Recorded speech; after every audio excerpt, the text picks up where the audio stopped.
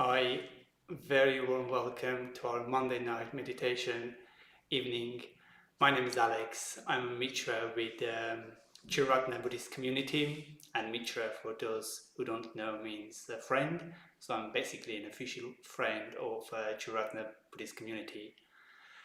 And we are alive here at Aerospace in Brixton, and I am co-leading. I'm very actually pleased and very delighted to co-lead this evening with Amra Pushpa.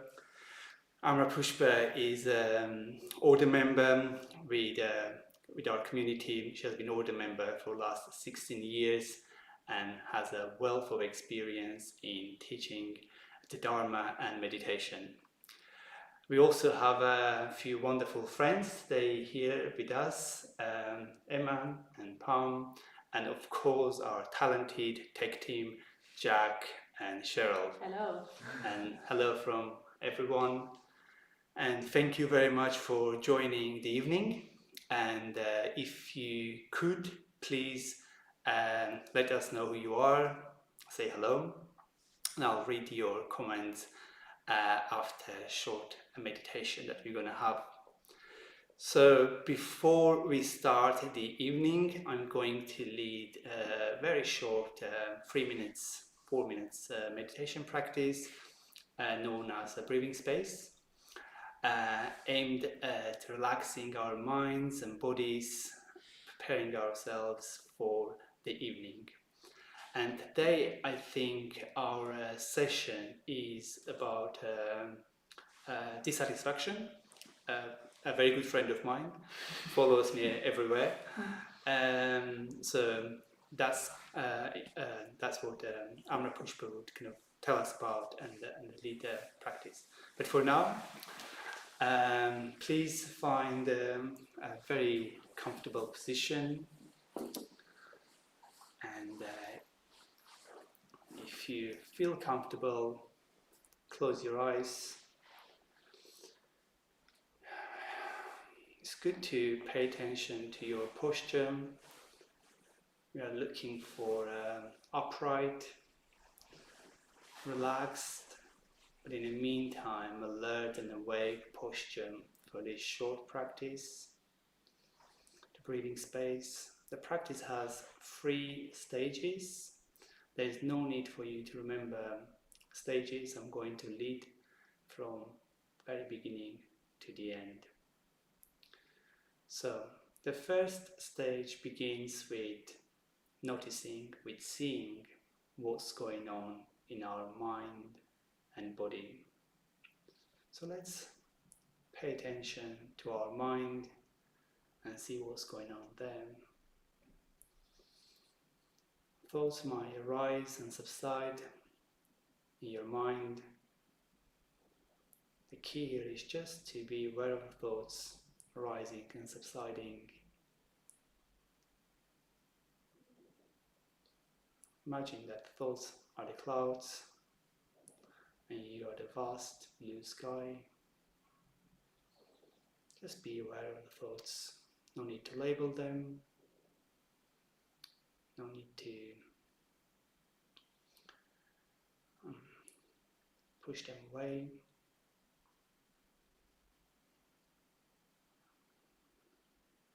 Let's slowly bring our awareness also to our body and keep our awareness of our mind. So what's going on in our body? What can we feel there? Can you find any sensations? Any tingling sensations? Any itchy sensations? What can you find in your body? All awareness is around our body and the mind. Okay, we're moving to stage 2 now, and bringing all our awareness, gathering all our awareness around our breath. Let's feel our breath.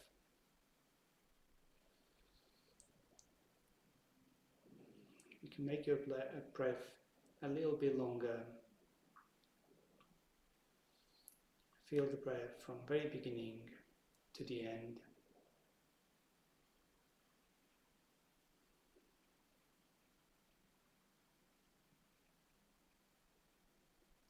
Feel the changing physical sensations in your body with the breath.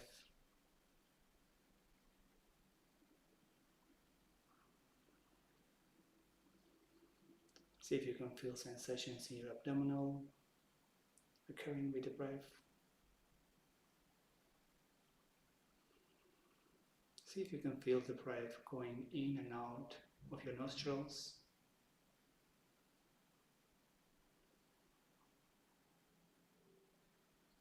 Can you feel the air touching your nostrils? All our awareness, all our attention is gathered around our breath. Let's stay here for a few more minutes.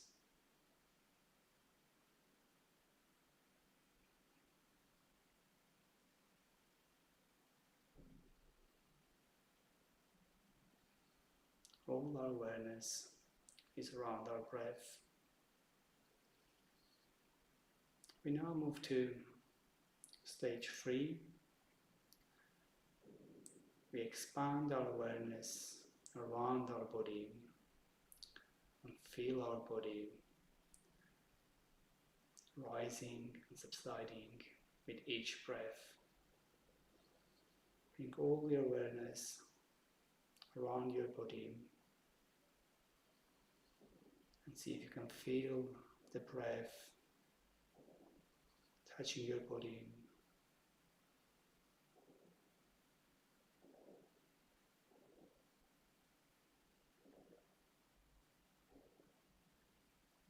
The key is to have the overall awareness of body and feel the breath in the body. If possible, also expand your hearing sensations, hearing senses, and see how far can you hear.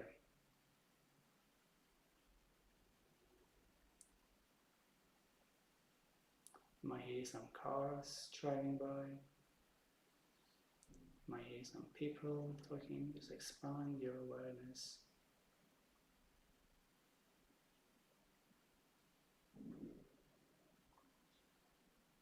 Okay, let's bring our attention, our awareness back to our body and feel the weight of the body on the chair, on the cushion.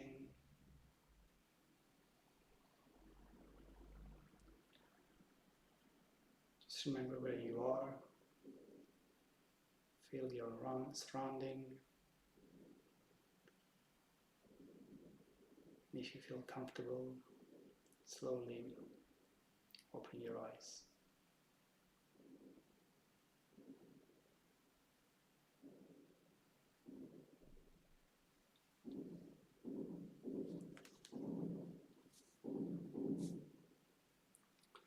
Okay, thank you very much. Let's see who we have here. We have Charlotte.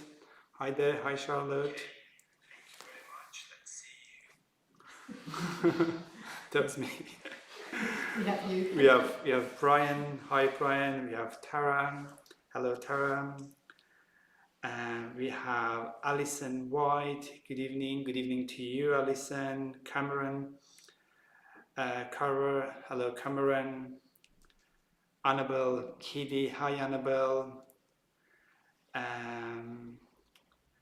Debs. Hello Debs. Thank you very much for everyone for joining. And yes, so I'm going to pass it over now to Amra Pushpam to introduce the evening. Okay. Yes, thank you. Yeah, thank you, Alex, and thank you for that tuning in. It's a nice way to arrive. Very pleased to be here at FO Space tonight. It's a beautiful evening. It's quite fresh with a half moon out, and Yeah, nice to hear from people just saying hello. And if you haven't had a chance yet, there's still time to just send a message and say hello. So we've started a new theme on these meditation evenings a couple of weeks ago, and I guess it's known as a famous teaching of the Buddha, and it's I guess the headlines, the overriding theme is the three qualities of human existence. That's one way of describing it, or sometimes it's known as marks. What are the three marks of human existence? And human existence meaning the existence that's subject to conditions rising and falling. And so the last 2 weeks we were looking at the fact that impermanence and change is a essential aspect of our human experience. So there's just constant change. And tonight I'm going to start looking at the second aspect of human existence, which is because things are constantly changing, we can experience what's known in Buddhism as dukkha, or unsatisfactoriness. And this word dukkha, it literally means ill-fitting wheel. So, that sense of life being a bit clunky, that even when we get everything all lined up just the way we want it, because because really reality is constant change, like this flowing river. We know it's going to change, and we want the good things to last, and because we hold on to that, there's this jar, there's this tension, and that's like an unsatisfactoriness that marks our human existence, because we can never really pin it down.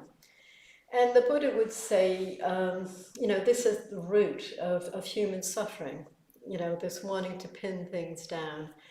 And it's under an umbrella term of craving, which I suppose one way of seeing that word craving is we might immediately associate that with addiction. Maybe, when I first heard that word, I thought, well, I'm not really addicted to things.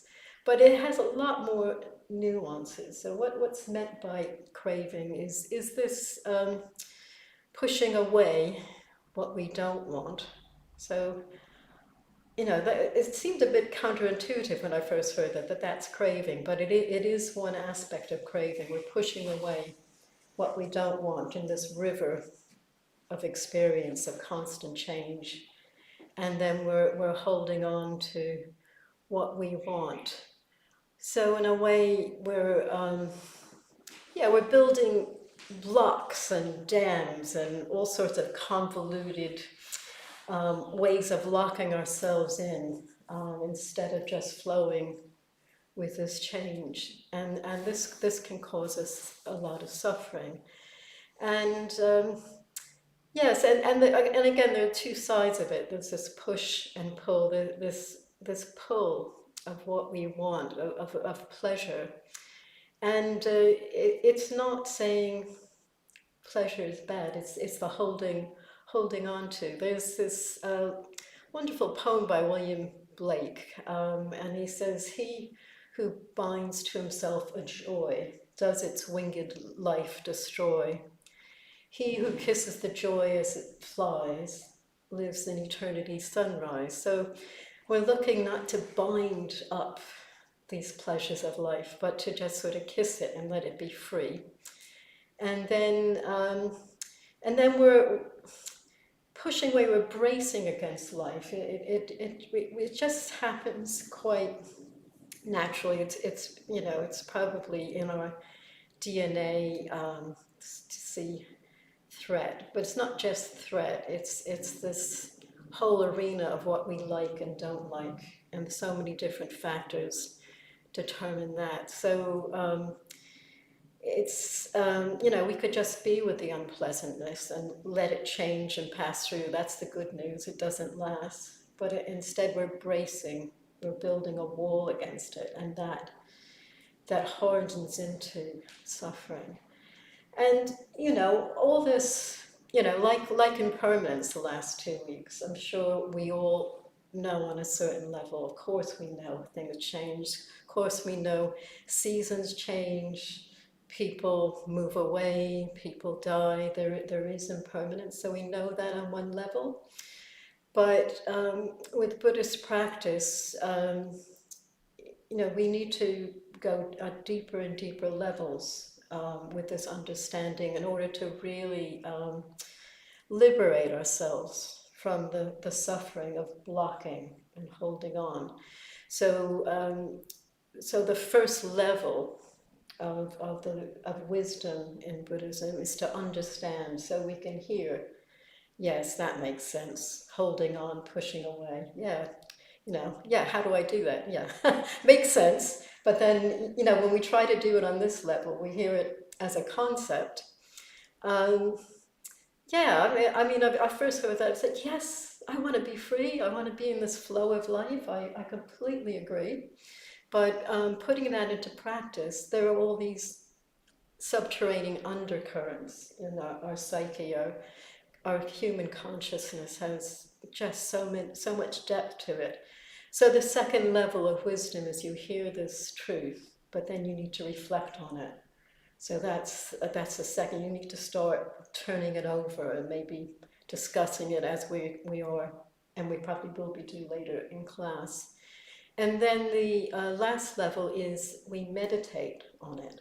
So it might seem strange to have a kind of conceptual teaching in a meditation class, but meditation is the ideal space with which to go deeper with these truths and to really experience it, so we can know it. But we really, this is why meditation is so important in Buddhism, is you need to get that depth in our meditation practice and bring that in. And so we're going to be doing that. We're going to be practicing. I guess, a lot of some of the meditation practices we do a kind of a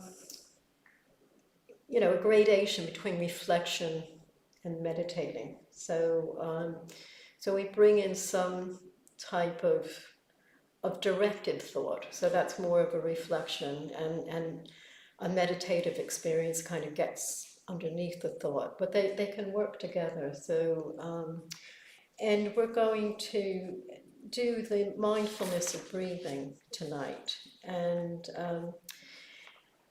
for those of you unfamiliar with the mindfulness of breathing, I'll describe the stages, but I'm sure most people know that a focus on the breath is often used in meditation practice, and the breath is just ideal for that because, first of all, the breath's just flowing constantly, so it is that river of change, and we if we focus on the breath, we just you just can't get away from the fact that it's constantly changing.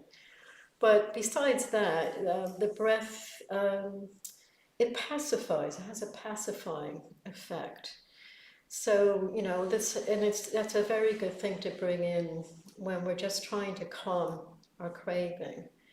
And it's a very interesting perspective, I find, around conditionality, that I'm sure many people notice that, our thoughts and emotions can affect the quality of our breath. So we might notice if we're feeling a lot of fear, our breath gets really tight.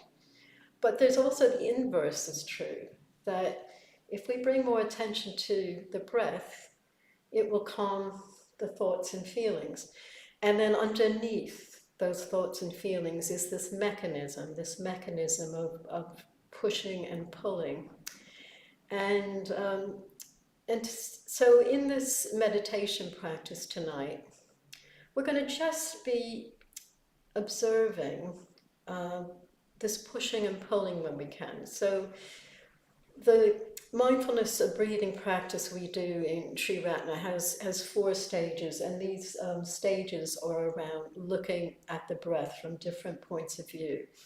And so the first stage, we're giving more attention to the out breath. So the out breath is a really kind of letting go and releasing, has that releasing kind of effect. And we count lightly after each out breath, up to 10, and then we start again.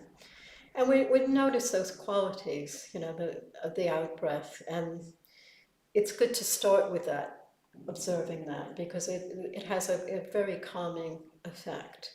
And then the second stage, we're going to look at the in-breath, the inhale, which has quite an invigorating effect. And we just count quite lightly before that, before the in-breath. And I'm going to do a slightly longer third stage, because in the third stage, we drop the counting, and we're just with the whole cycle of the breath, but in the context of our experience, what's going on.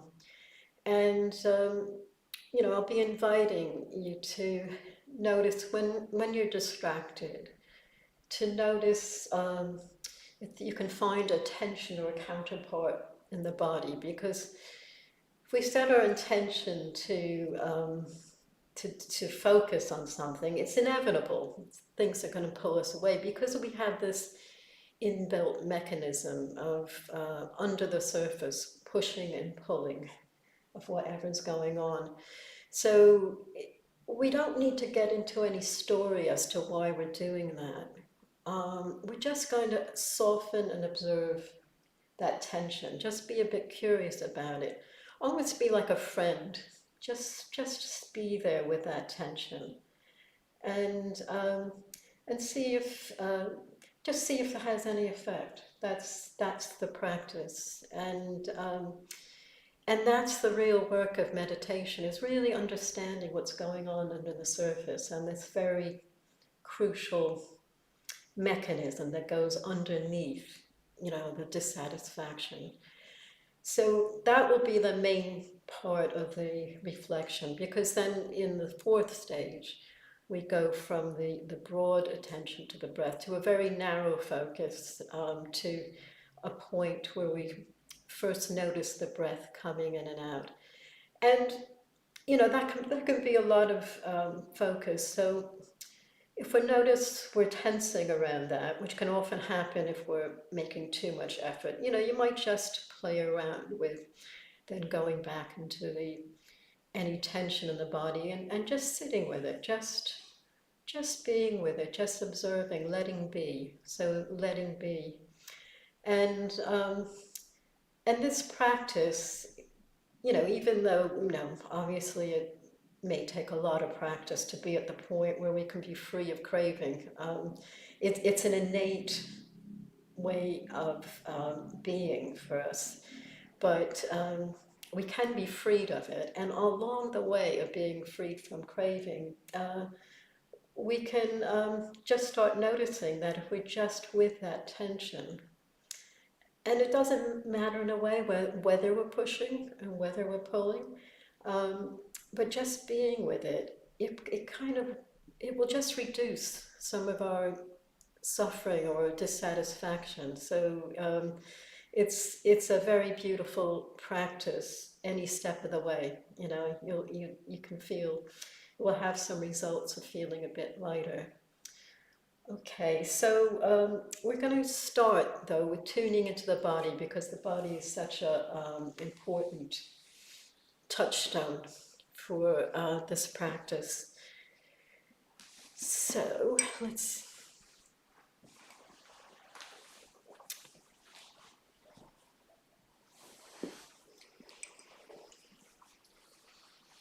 settle into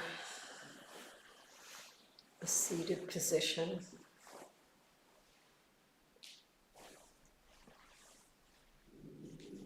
Just making sure we feel comfortable.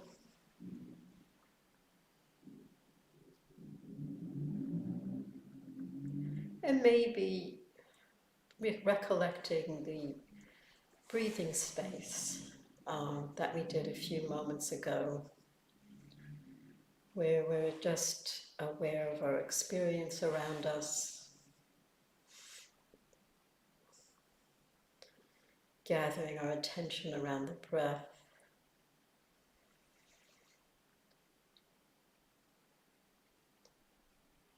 And through the breath, just touching into our bodies, so our points of contact with the ground.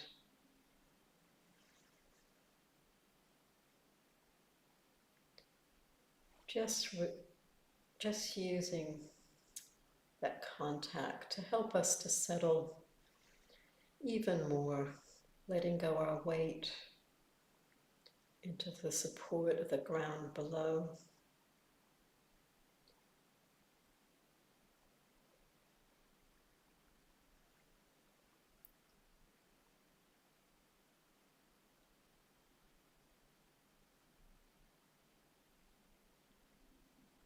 Just getting a sense of stability in the lower parts of our bodies. Perhaps imagining we're sitting like at the base of a mountain, just heavy and grounded and connected with the earth.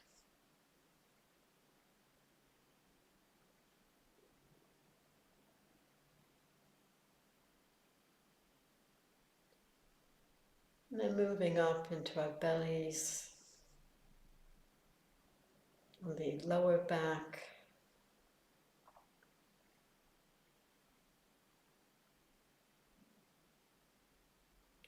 just inviting any tensions in that area to unravel and let go into that support from below.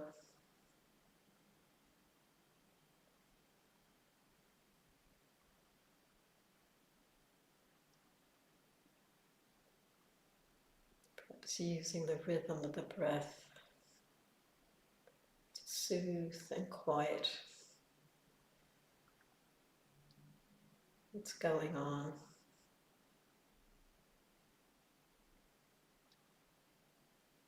And then moving upwards into the upper parts of our body, upper back and chest, looking for a sense of uplift through the spine, but checking at the same time that it's relaxed.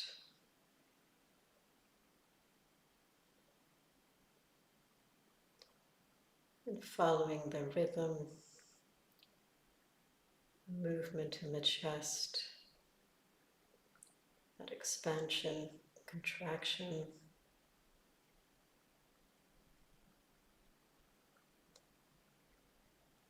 And checking that the shoulders are relaxed away from the ears. The hands resting comfortably in our laps or on our thighs.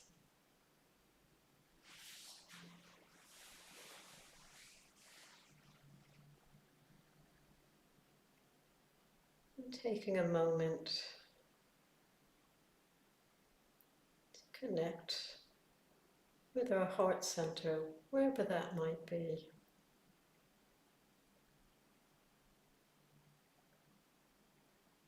Just checking how we are with a kindly, friendly awareness.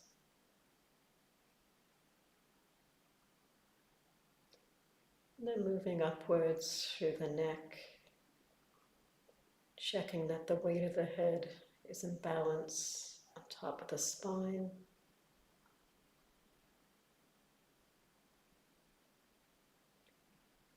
Getting a sense of the space above us, around us.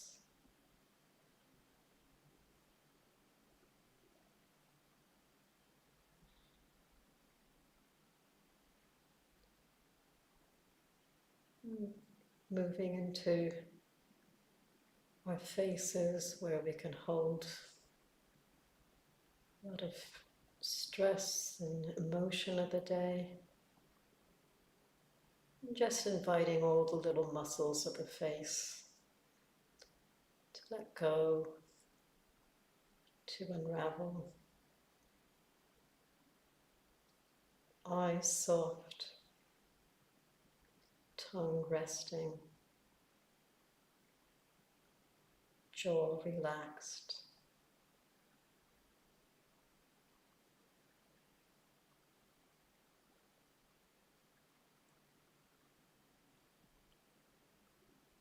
And bringing attention to the breath around the mouth and nostril area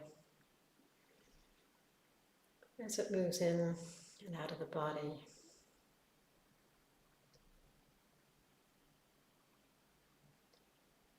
As we begin this 15-minute practice of the mindfulness of breathing, just forming the intention to come back to a sense of the body on the ground, coming back to the breath whenever our minds are wandering.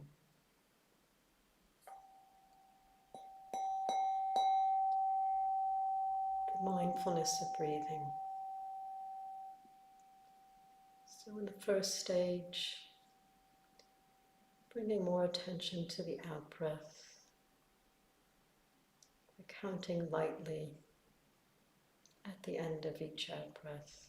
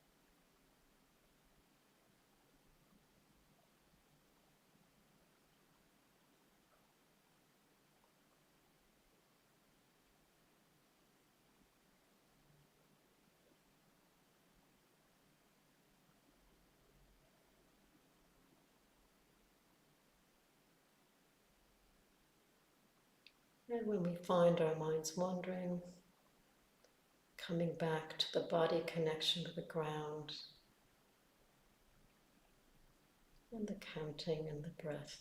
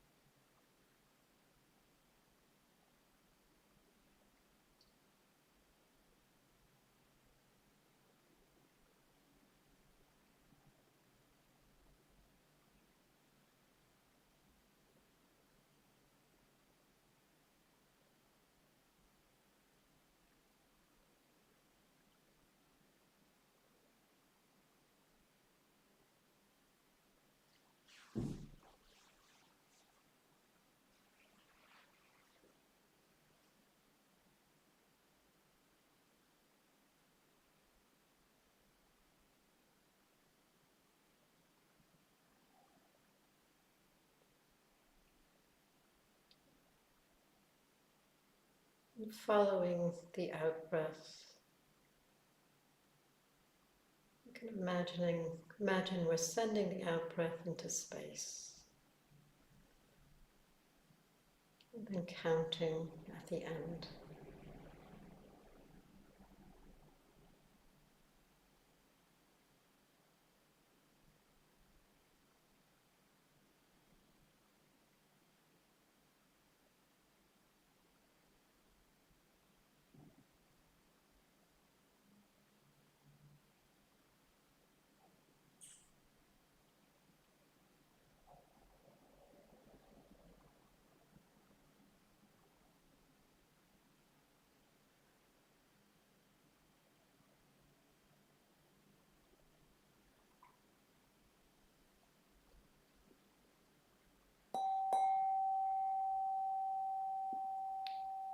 Now shifting our attention to the invigorating effect of the in-breath, counting lightly before each in-breath up to 10 and then starting again.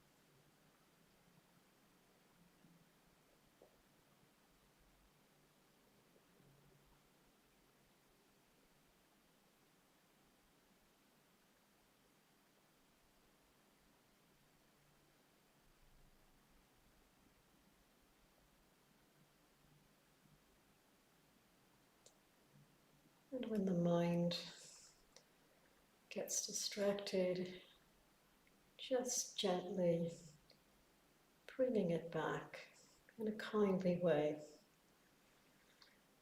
to the body connected to the ground, to the breath and the counting of the breath.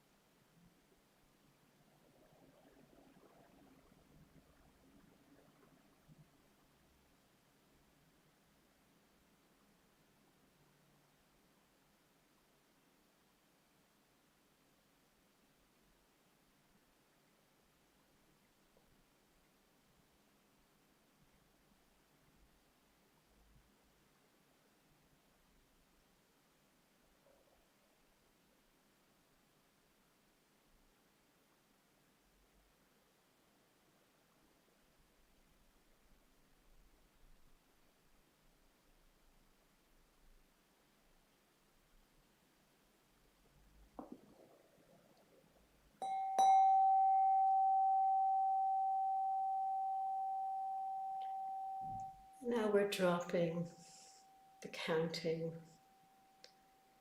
We're just being as best we can with that whole river of the breath, the constantly changing breath.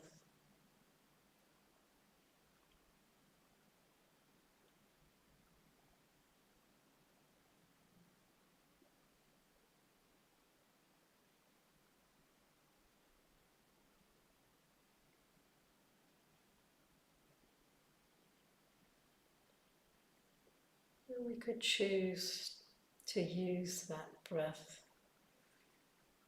to explore any blocks or tensions we might notice in our bodies, anything pulling us away.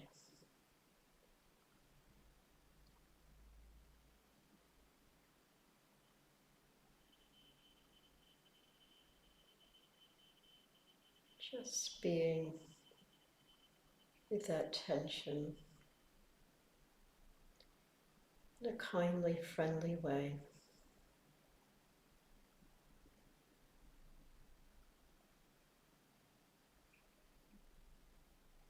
With some interest and curiosity. You don't need to know the story of what it's all about,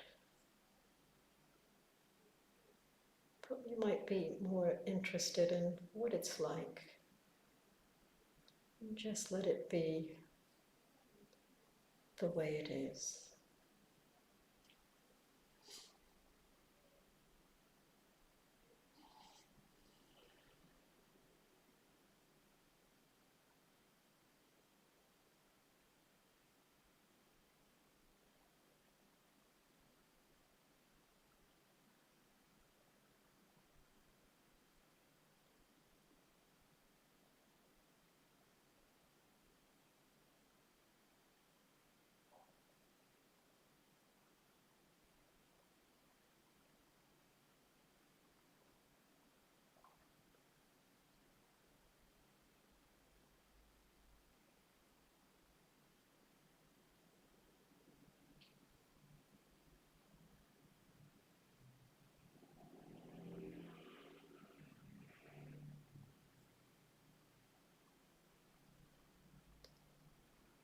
And we could also imagine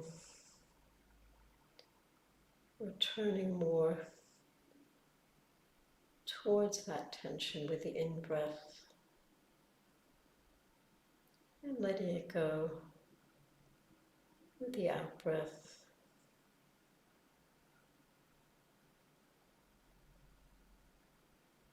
Without we're just folding it into the breath. We're not trying to get rid of it. We're just including it.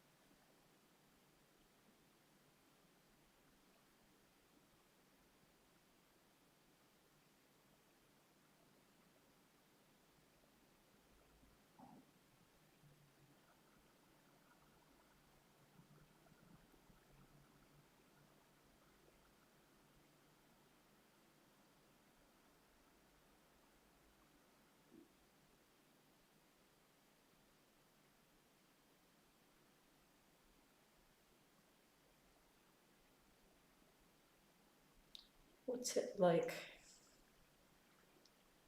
Do you have any sense of pushing or pulling,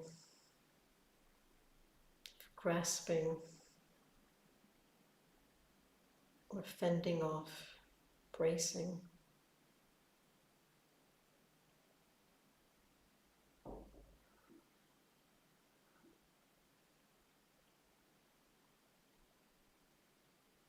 And just letting it be the way it is.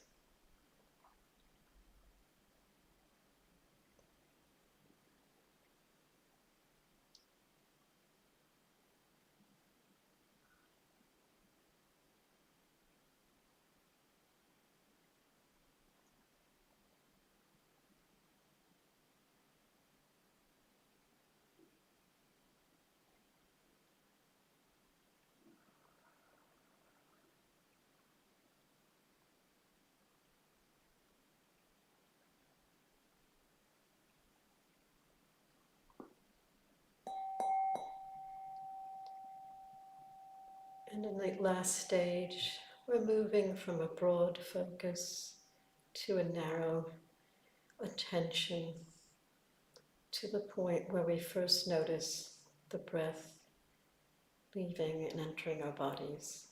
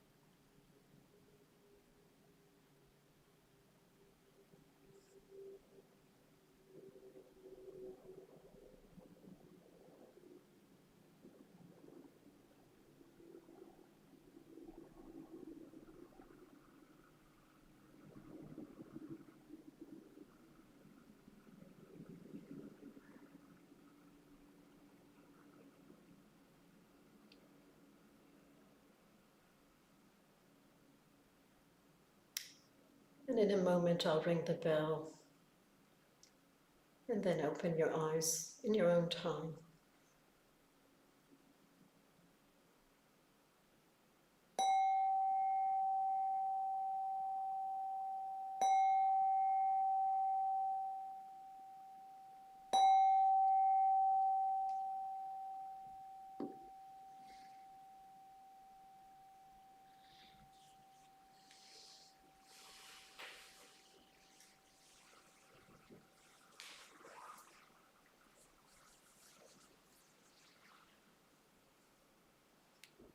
So I think Alex is going to check to see if anyone else has said hello or has any questions. Yes, we have Nadia, who joined us. Hello, Nadia. Hello, Nadia. Jill also. Hello, Jill. I think these are the only people who joined later on. So far, no questions. Well, what about you, Alex? Any questions? Or anyone here? Any questions? I was thinking one thing. I did. Well, I guess maybe I would like to make even clearer is this layer of being not wanting our experience. So we're aware we're tensing, and we think we're getting it wrong. We think we're getting it wrong in meditation. We add an extra layer of tension by pushing it away. So it's like a double whammy instead of the softening and opening and just being with this flow of what's coming through. Ask a question. Yeah, sure, Jack. So I think there's a subtle distinction that I often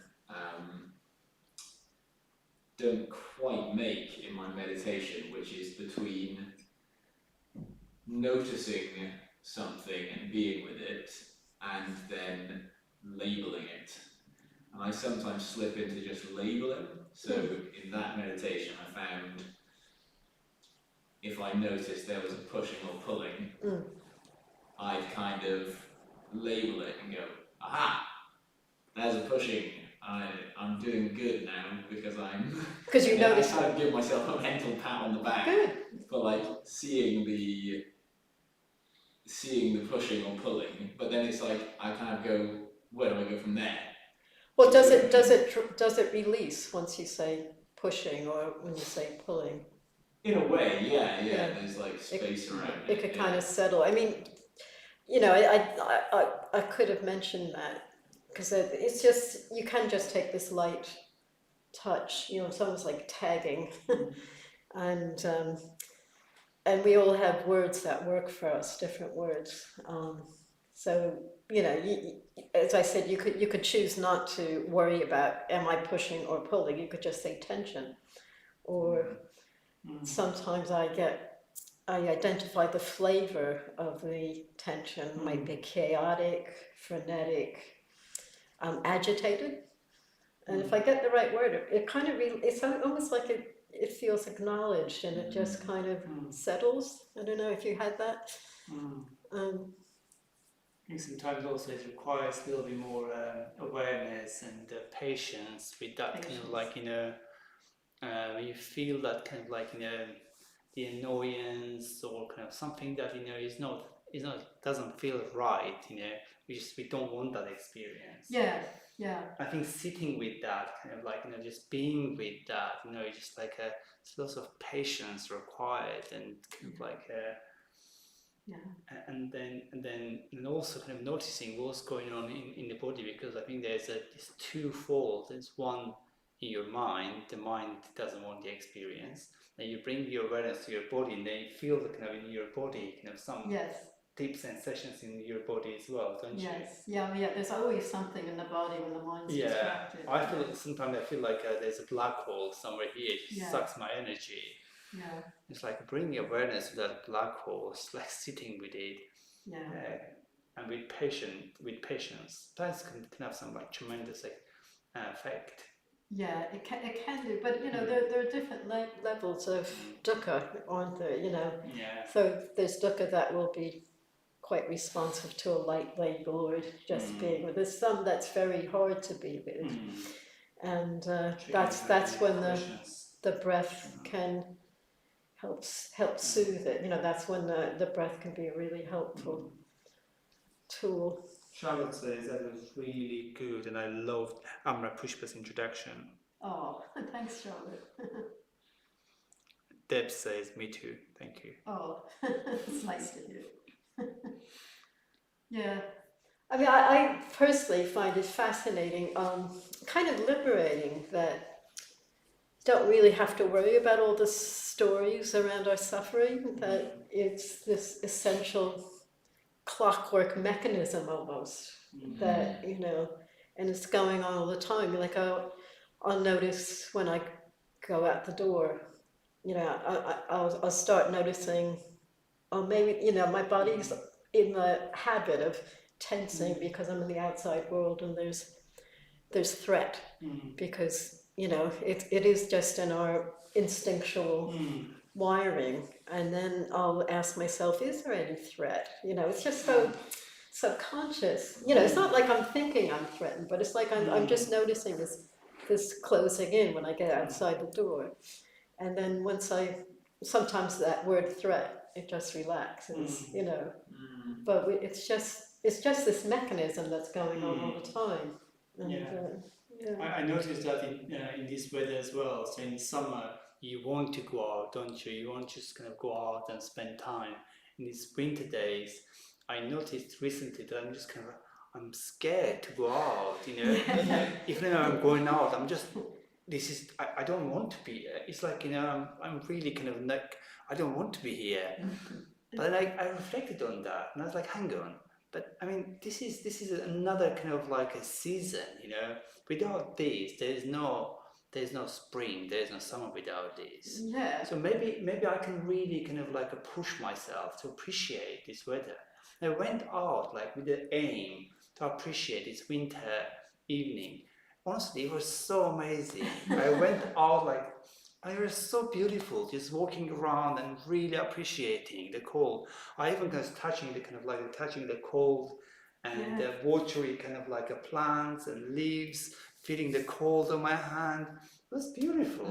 But did you notice before that happened that your body was tensing Oh, yeah. because it didn't want the cold, you know? Yeah, I went out after my meditation purposefully to kind of like experience the winter evening. So that was just like a task, and therefore I was just more kind of prepared. Yeah. But before that, I was just like really scared and not even wanting to just like just face the weather, face the kind of like the season. Yeah, But in yeah. a way, we have another 4 or 5 months. And it sounds like It's just the beginning. it sounds like you reason yourself, you know, you use your mind, and Yes. we're all different. So sometimes that works, like you talk yourself out of it. Yeah. But another way is just tuning into that. I'll actually say to myself, I don't like the cold. I hate this cold. There's something in my body saying, I hate this cold. And as soon as I acknowledge that, it just lets go. You know? It's amazing what curiosity can do, isn't Yeah, it? That seems like quite a recurring theme in Buddhism, but it kind of goes unsaid. That's right, yeah. But I feel like actually so much of what we do is just about bringing this like the magic of curiosity to everything. That's Suddenly right. kind of turns it around emotionally. Instead of a problem, Yeah. it's just something that's quite interesting, Yeah. rather than a problem we have to sort on our own. Charles says, yes, that's a really good point. I get the story wrong anyway. She gets the story that being wrong. Yeah. So I think it's time for our Dana pill. Okay, over to you, Alex. Our money man. So thank you, all of you, for joining our Monday night evening. And as I have said before, these classes are run by us who are volunteers here. Most of us are volunteers here. We have 1 or 2 people who work for us, but most of us, we give our time on voluntary basis. And we give this because we just want to add something positive in the world, isn't it, Amra Pushpa? Bring something kind of like something positive into the world. And so you also have that opportunity to bring something positive into the world, do something positive by supporting our evenings, our classes. We collect donations to put more evenings and more classes similar to this, so that community can gather, meditate together, and just kind of explore kind of what is it to be human, what is it to live in this cold and dark environment, and be aware of our kind of like, of our kind of like experiences, of our kind of like wanting and kind of like cravings and aversions. So this is the purpose of our kind of evenings, and yes, if you could support our evenings, our classes, that would be very, very much appreciated. Our aim is to raise over, I think, £2,000 per month in order to pay for the rent, candles, not for flowers. These flowers are flowers actually from my friend Adam. And yes, and just kind of like yes, and to put more kind of events like this. So yes, if you could, be very much appreciated if you could make a one-off donation or set up a standing order. Thank you. And I think that's it. And thank you from all of us. Yes, Zoom. Oh, we have of course, yes, we have a Zoom Zoom kind of call followed this session, and you can find the link to that Zoom call on our website. I'm not sure who is running a Zoom call today, Charlotte. I think Charlotte There's a link to it in the description of the video. Yes, so there will be a link on the description of video, and I think Charlotte is running a Zoom call. So yes, join. If you haven't joined the Zoom calls, please join. It's another opportunity to discuss kind of the subject matter of today's kind of session and much more. So yeah, thank you very much for being with us. Thanks. Thanks, Thank you. everybody.